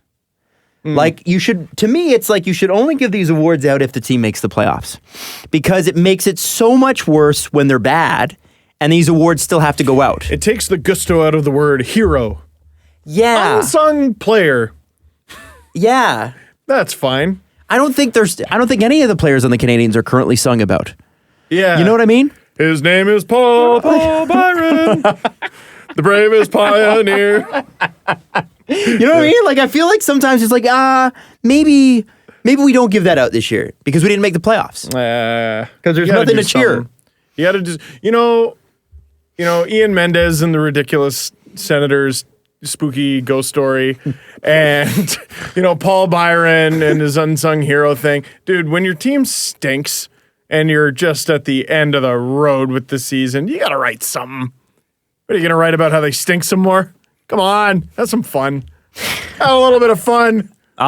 Dallas might be looking to lock up Tyler Seguin. Well, we'll be looking to lock up Tyler Seguin. The quietest 40-goal season ever. Ever. They may look to grab, because they need secondary scoring, and they have the cap room, one of JVR or Evander Kane this offseason. Now, if Dallas gets JVR, are they just doubling down on the fact that they're never playing defense again? Oh, yeah. They don't need JVR. We need defense. We don't need to ever go back to our own zone. Don't worry, guys. Stars are the definition of leg day. What leg day? Seriously, yeah. Seriously, Monday, arms. Tuesday, arms. Wednesday, chest and back. Thursday, arms. Friday, big neck, big check. They don't freaking do any legs. I just looked at that. I was like, JVR, really? Yeah, well, sure. Because why not? There were people saying that that Vancouver would be great for Vancouver to get Bozak and JVR to add some veteran presence. And I thought they got the cap room. I think it would be great for them, and I think they should. I disagree, and I think they shouldn't. Oh, I think no. As a Leaf fan, I'm thinking it's fantastic. Not that I don't love those guys, and I don't love what JVR brings, but.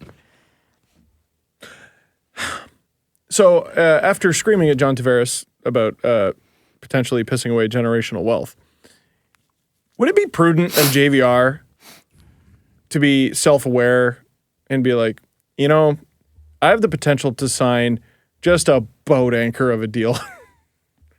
Like I have the potential to maybe halfway through this deal just be the bane of my team's existence.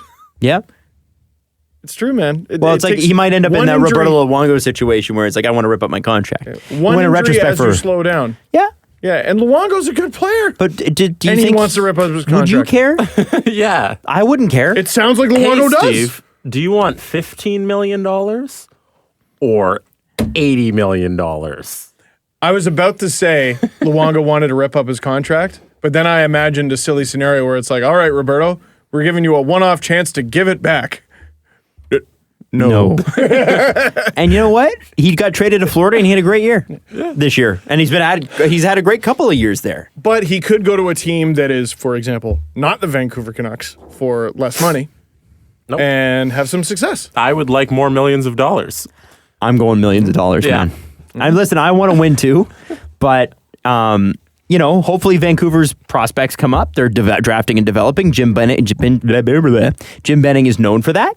So let him do that, and I will make a boatload of money and play with Louis Eriksson and Tyler Bozak and Brock Besser and Elias Pettersson and that other guy that they traded and got Alex Burrows. Tyler Mott?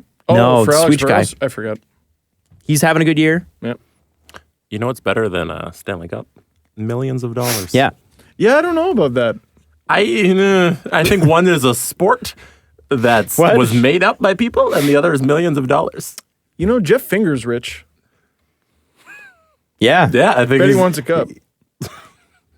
I don't think you're making a good argument. No, man, you're... Yeah, as I was saying it, I'm like, that's trash. Listen, man. That is tarsh. Everybody wants a cup.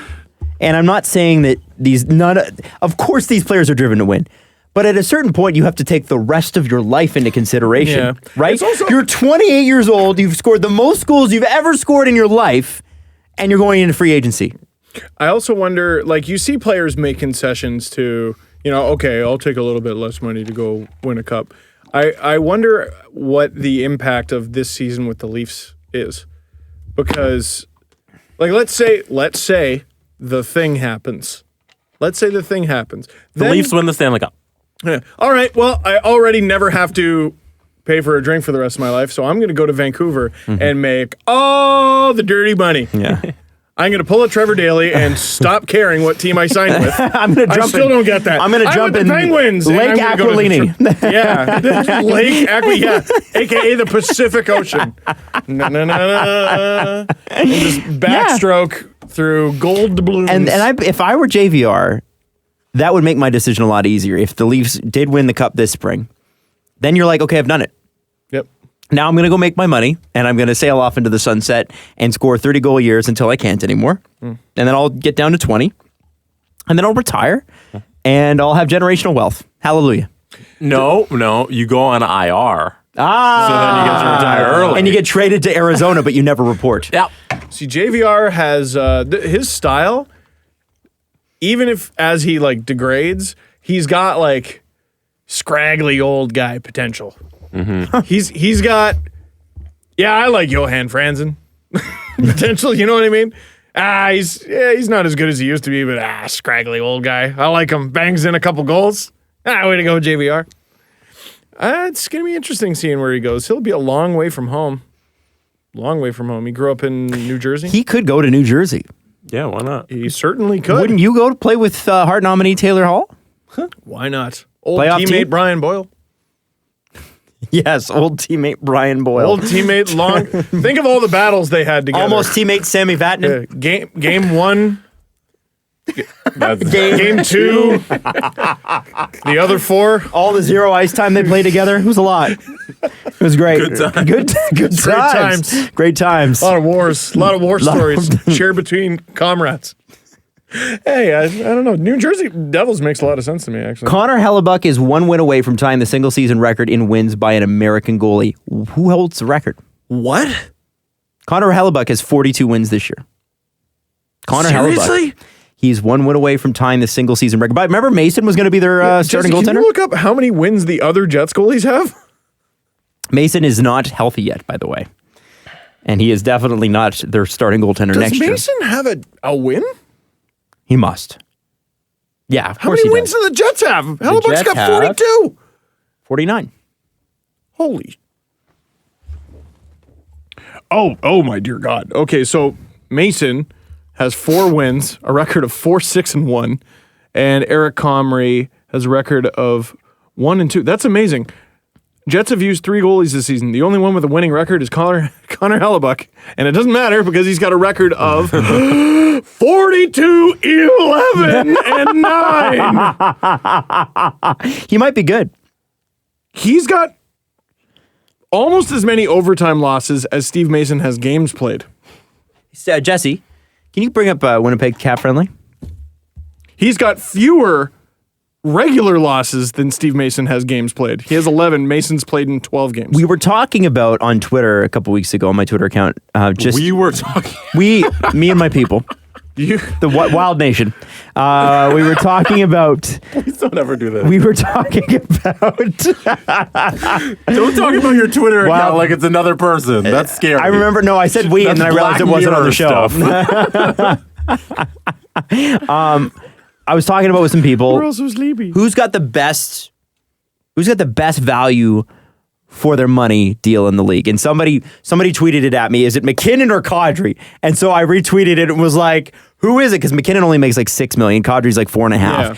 Obviously, knowing McKinnon is obviously the better value, but that doesn't denigrate. More. Yeah, that doesn't denigrate Kadri. Yeah. But McKinnon is an all-star, and Kadri could be, but it's Nathan McKinnon, right? We get it. Nazem Kadri would be like, yeah, guys, it's Nathan McKinnon. But I retweet this to post it up.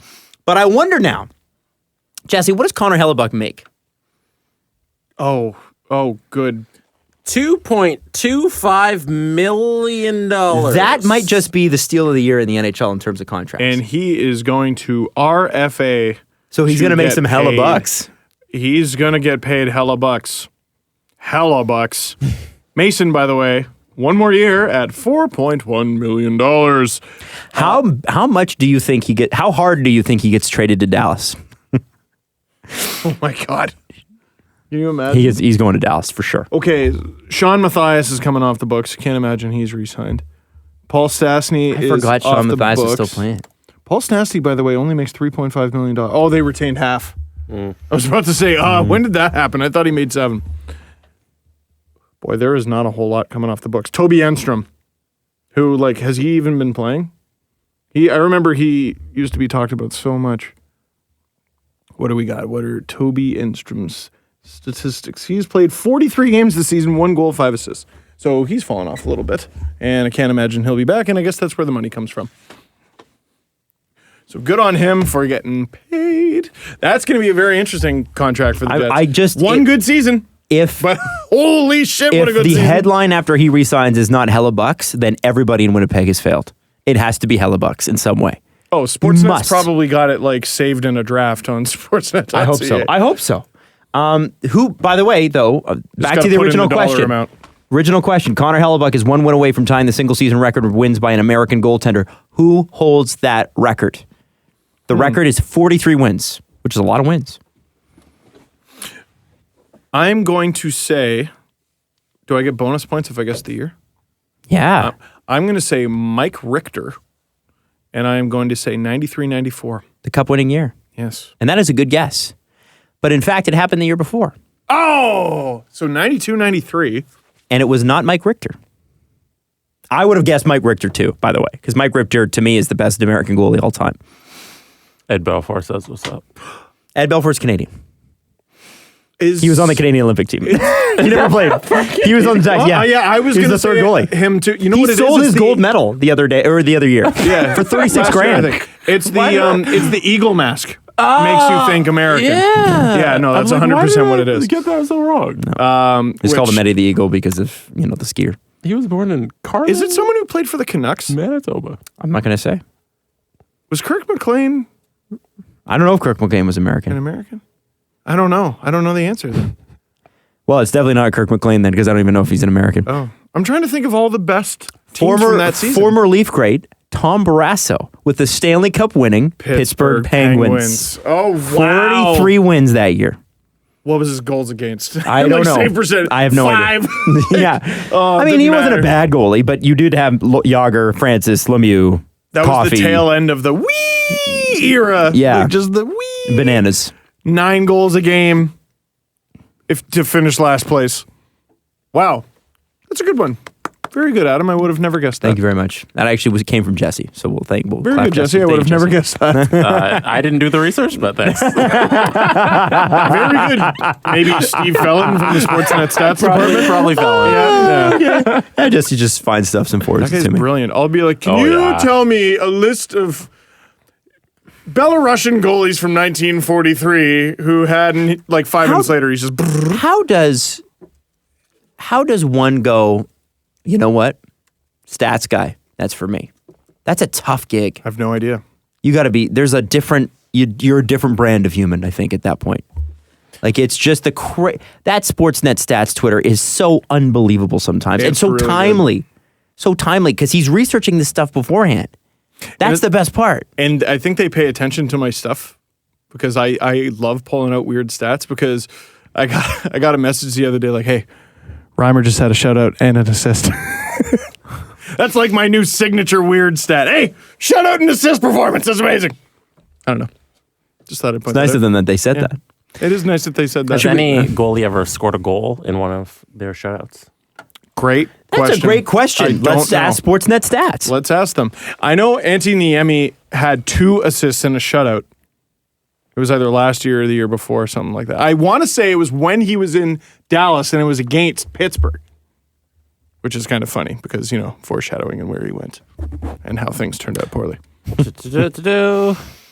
Jesse looked up a list of all the goalies to have ever scored an NHL goal. Does it include playoff goals? Because at least one of them had a playoff goal. Jose Theodore had a shutout in a 3-0 win over the Islanders and had a goalie goal. So there you go. He's the only one because this one, he didn't play the full game. He only played 8 minutes and 14. Damian Rhodes, who scored a goalie goal. He used to be a Leafs goalie. So there you go. He did used to be a Leafs goalie, and then he went to the Senators and was a very good goalie.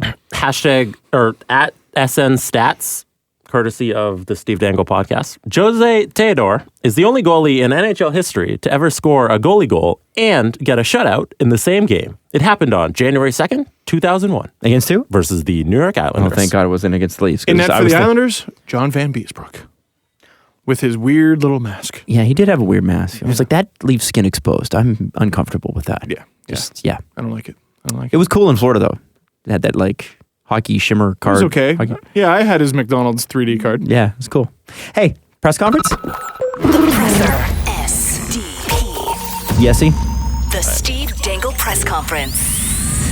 Oh, actually, I had a question for Steve. Steve, in today's LFR, you said dope. Did you get inspiration from Bella Hadid? Yes. No, I didn't. I got it from Kanye West because his life is dope and he does dope shit. That's where I got it from. What was her name? Who asked the question? That's where I got it from. Also, I don't know. It's a word. I'm allowed to say dope. I don't need a dope license. Wait, that came out wrong. Next. I'm sorry if this sucked. I haven't slept, and oh my God, I haven't slept. Doesn't suck now. Week and a half. That should be the name of the show. I haven't slept. Yeah, WrestleMania is this weekend. Are you watching? No. What is it? Sunday? It is. I don't plan on watching. I don't know. You know what? I've really tried to get back into wrestling. Really tried. How would you feel if the Leafs sign top point scoring defenseman John Carlson? Not good. For 8.5 times 7 years, because it's probably what he's going to get. Bad is how I would feel. Let's assume they sign him to a John Carlson like contract. Whatever you think you'll get. What if they give him that money? Good decision, bad decision. Sorry, say that one more time. John Carlson. How do you think of the Leafs signing him? Okay, so I've seen a lot of this, and I have an opinion. And here's my favorite thing people will say. Because Bob McKenzie came out on Twitter and somebody asked him, hey, how much do you think John Carlson gets? And he said, I think $6.5–7 million a year, 7 years. Right? Fair. Right-handed shot defenseman, top line guy. Even said $8 million. Okay, $7–8 million. Yeah. So $7 million comes out as the figure. And people are like, whoa. I like John Carlson at 6.5. Yeah. But $7 million is too much That's for preposterous. me. And what, Players should start signing contracts for $6 million $999,999. Okay, if you Sacrifice the $1 for your reputation. Yeah, really. Dude, it works in stores. Why wouldn't it work on your contract? And that's what gets me, is that you're really, when it comes to a right-handed shot defenseman who is a first-line guy, you're really going to get hung up on $500,000? That's not even a right winger on the fourth line on your team. Like, if I can understand at $1 million, I'm like, okay, $1 million a year, that's a bit of a difference, right? But if you're talking in terms of contracts, $500,000 is going to make you like or not like a contract? Come on, guys. $6.9 million. That's like lining up for gas when it goes down 3 cents so you can save $2. But you know what? People do that. They do that. I don't know why they do that. It's just, it doesn't make any sense. Nobody on the Leafs makes less than $500,000. So you can't include another player for that extra $500,000 that you saved. You really can't. You cannot do that. So why do you get so bent out of shape over $500,000? Even $1 million, while I can see it, is still not that big of a deal. I see what they're you're saying. $1 million over, it's not that big a deal. If the $500,000 is what completely torpedoes your entire cap situation, that's your fault, not the players. Exactly. But just, damn, that's a lot of money for that player. Like, there's a few players around the league where I'm like, yeah, okay, I'll pony up. They're great. But like John Carlson, I'm like, yeah, that's a fringe all-star. Did he make the all-star team this year? I don't think he did. It's a good defenseman. He's going to lead the league in points for defensemen. That's how much he deserves to make in free agency. That is not how much he's worth. Right. Which is the story of any UFA. Right. So if you are going to sign a UFA, you're overpaying. Just period. End of story. Yep. If Tavares comes to Toronto, expect the contract to be too much, and expect the turn to be too much, and expect that you'll be, even with Tavares, a little uncomfortable with it. Patty Marleau. That's too much money. You know, But it doesn't fucking matter. He is good. He scored 20. He's going to score 20, 27, 28 goals this year. Kadri was not a UFA. Look at that beautiful contract. Yeah. Riley was not a UFA. Look at that beautiful contract. Gardner was not a UFA. Look at that beautiful contract. Yeah, for one more year. Sign him early. If you bring John Tavares here, is there a potential that by giving him more money than God, do you screw up the locker room? Because I thought about it's that. supposed to be Austin Matthews' team. I think you'd have he's to. the best player, and then you bring in John Tavares. You pay him more than everybody, and you say, "Hey, but it's still Austin Matthews' team." Well, it is, and John would have to be okay with that, and that's where I think that gets hung up. Right? John's used to being the leader. I wonder if you could co-lead if you look at Morgan Riley and Austin Matthews, and probably Freddie Anderson as well. They are the co-leadership of this team now, for sure. Mm-hmm. But John Tavares would have to come in under the attitude, as any new player does. And I'm sure Patty Marleau did this too. Yes, they brought Patrick Marleau in for his leadership, but it wasn't like they said, Patrick Marleau, you are now the leader. Patrick Marleau had to earn that respect. And John Tavares would too. It doesn't matter how good you are.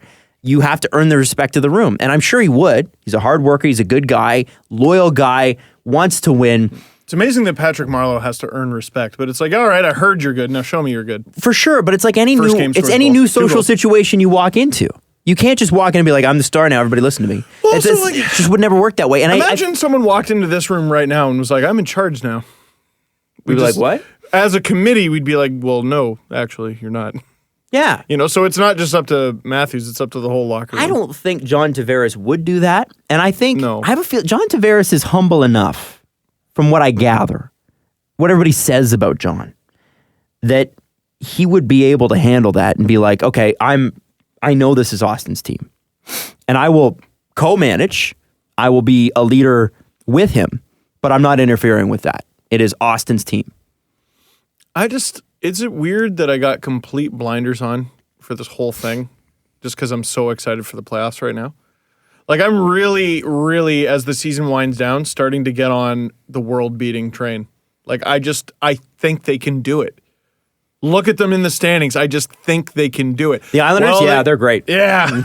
No, like, okay, they got to go through Tampa. That's going to be a hell of a series no matter what. And I think they can do it. Then they got to take on, let's say it's Boston. That's going to be a tough series.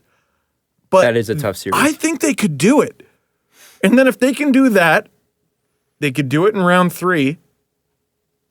And if they do it in round 3, all bets are off. And then I have a heart attack. Is it wrong of me to think that the first 2 rounds are going to be much harder than the third round would be? For any team that makes it through? No, because in the third round you play the Pittsburgh Penguins. Unless it's the Capitals' year to beat them. Can you imagine? I think it's the Capitals' Can year you to beat them. imagine? You know what? No, it's not. I am betting on the Capitals against the Penguins. Yeah, I said Caps it, and I love goaltending Penguins. has been really shaky. Well, this is the interesting thing. Oh, they don't have any pressure this Isn't year. the big... So again, I've been just off the map for a few days, at least in terms of looking stuff up. Has Grubauer not been totally killing it recently? 'Cause I could have swore I saw a few Capitals fans talking about starting Grubauer instead of Holtby. Yeah, but that's not going to happen. That's what I'm saying, Brooksy. That's what I'm saying. Like, goaltending can sink you in a series, no matter what. Like, if you're the favorite, doesn't matter. If you have bad goaltending, you're going to get sunk. So, like, what's the wild card picture in the East right now? Who is the top wild card team? Because that's probably who the Capitals are going to play. It'll be Philly, Washington. Oh, that's so unfortunate Or for Washington. possibly Columbus, Washington. Boy, that might be the series that goaltending forgot. Columbus, Washington. No, Philly, Washington. Oh yeah. Oh, that'd be so much fun. No. Or it could be New Jersey, Washington. I want to We see. don't really know. Meanwhile, Pittsburgh gets Sergei Bobrovsky, which is probably the one hot goaltender. It's the best chance of beating them. I want to see a Pittsburgh Columbus series because they hate each other. hate each other so much. By the way, the other thing I did want to talk about with Don Cherry, now that I remember, Look is at that beautiful X. he was talking about Ryan Reeves. Yes. And that Ryan Reeves got traded, and now Sidney Crosby's getting all pushed around again. And I'm like, I think he gets pushed around, period, because he's Sidney Crosby and he's really good. Yeah, but no, it didn't. No. Sheriff We Reeves. should play Matt Martin like 22 minutes a game so that no one gets pushed around because he'll always be on the ice, so no one can push anybody around. Can I say that I think having a player like that on your team makes you more susceptible to nonsense? I think it does. Well, it's almost like having it's and I hate to bring this up, but it's like if you have no guns, there's usually no gun violence. If there are no guns in a particular area, there will be no gun violence. Yeah, but if but you've Adam- got fighters there, chances are But you might have some what if you fighters. bring in more guns to protect yourself from the Right. guns that are there? That South Park episode where like Cartman's having an argument with his mom. All right. Oh, it escalated very quickly. All right. No, but like Ristolainen getting in Martin's face last night, I couldn't help but think that's just him going, I know why you're here, so here's me getting in your face because you're here. Like, does Ristolainen start post-goal nonsense with Kasperi Kapanen or Leo Komarov? Maybe That's a really Komarov. good point. Maybe Komarov. Like, I just think agitators bring agitation. Yeah. You know, I can't help but feel like they don't do much to protect their team. And like Coleman, like why not just praise Coleman for having a good game? Like he was yapping at everyone. He was doing the you see the hot dog pantomime to Kessel, and I mean your response to that should just be like you're Blake Coleman. I'm Phil Kessel. Well, it was I like what ruin Sidney your Crosby life. said to Nazem Kadri on the 24 Hours. Like, who are you? Yeah, you're a joke. Yeah. And you know, at the time, how wrong was Sid? He was Sid. Few years ago, Sid. And it was a few years ago, Kadri. Few years ago, Kadri. Few years ago, Sid was still really good Sid. Few years ago, Nas, not much clout. Not a whole lot of clout. Now the conversation's a little different. Sid, still doesn't have to like him, but he has to respect him. Mm-hmm. I know Kadri's a much better hockey player. But also, I mean, if you're Sid, you're in that territory where it's like, well, you haven't done anything in the playoffs, so I still don't respect you. You haven't won a playoff round. That's what I'm looking forward to this year. I hope they do. I genuinely hope Round they do. 2, round 3, round 4. Let's go. I think they can do it. I'm kind of bored for the next 7 days. Like, playoffs don't start till next Wednesday. I'm like, I don't really care about these last couple games. New Jersey's going to be a good game, I think. No, but for the Leafs. I think it's It's going a to be. good. Oh, You know what? It's a you're good saying. tune-up for them because Jersey's in it, right? They still Babcock? got to win. Babcock has been saying for at least a few games now that he expects the best out of them for the final 2 games. Well, we'll see. We'll see.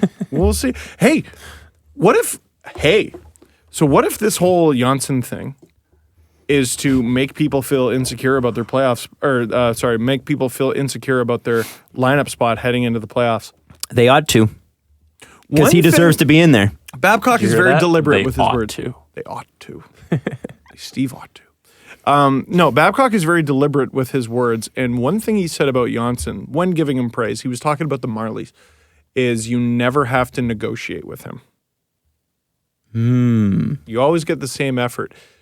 All I've ever heard about Kapanen is that he's a very good player, gifted with a lot of raw talent. And he's hardworking too, kills penalties, responsible. He's a good player. But sometimes you gotta massage it a bit. You gotta talk to him. You've already heard, hey, Cappy, we'd like you to shoot more. You know, he had a few really good games, then he had a couple stinkers, and then he had a few really good games, and it might be to light a fire under him. You never know. Game 1 of... Is he the better player? Kapanen over Janssen? It's a tough question. That's a tough Like question. in a perfect world, if they're both playing at their real good. best. They're both real good. What do you and bring think? similar skill sets too. I don't know. Yeah. I don't know. They're both I would have real said good. Cappy just because of his experience. And I think mostly recency bias. But Jansson's been, Jansson's goal been suck. so good. What a goal suck. But Oh, then I when love him. Kapanen's on, when he is dangerous, he's terrifying. And teams don't have an answer for his speed. Right. And Other than their top line. he is when he wants to be, such a good forechecker. Just because teams are like, it makes defenses panic. And that is When so he wants important. to be, Adam, wake him up. Heading into the 2016 Calder Cup playoffs, Sheldon Keefe made a 19-year-old Kasperi Kapanen, I think he was still 19, healthy scratch. Game 1. Game 2, he comes in. He was probably the Marlies' best forward, and he might have been their best forward throughout the playoffs. Certainly one of them. I think they're trying to wake up Cappy. Good. Wake up the beast. And then they put him with Janssen anyway. Who knows? All right. Who knows? I think that's it. I'm in my world-beating mentality. I think they can do it. What are we doing for? I know we got the live show on Saturday, but that's bonus content. What are we doing for our second show this week? Yeah, I don't know. Friday night. Friday? Is that what we're doing? Yeah, because Listen to it on the way to the show. Friday night. Friday Love you night. guys. We'll talk to you Friday night, and then we'll see you Saturday night. And if you can't be there, be sure to check out the live stream. Are we going to be able to... we're going to get a copy of it live. Yeah, so we're going to throw the whole thing. We're gonna have it produced, and then it's gonna throw up on YouTube. So you'll be able to hear the audio I'll for throw up an download. audio version. You'll be able to see the video version streamed and again given to you and uploaded on the YouTube channel. We're gonna we got it all, And that'll all be the up- content. When you think? Sunday? Whenever they give me the video. Whenever they give you the video. It's not up. That's, great point. Jesse, when am I going to bed tonight? I will tell you because that is up to me. What's my favorite color? I'll let you know when I decide because it's up to me. King Jesse. Hey guys, we love you. We'll talk to you Friday night. Follow the guys on Twitter at Steve_Dangle, at Adam WYLDE, and at Jesse Blake. The Steve Dangle Podcast. Brought to you by Panago Pizza. Order at panago.com and stuff your face with deliciousness.